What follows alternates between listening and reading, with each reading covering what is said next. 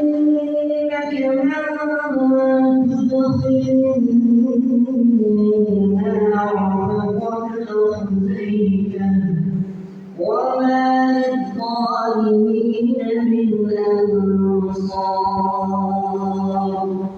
ربنا إننا سمعنا مناديا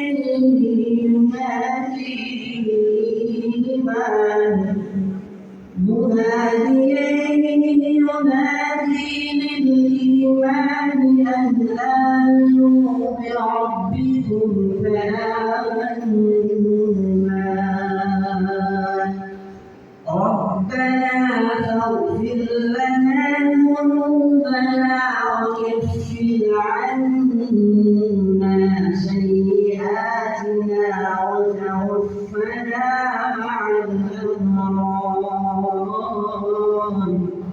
صدق الله العظيم.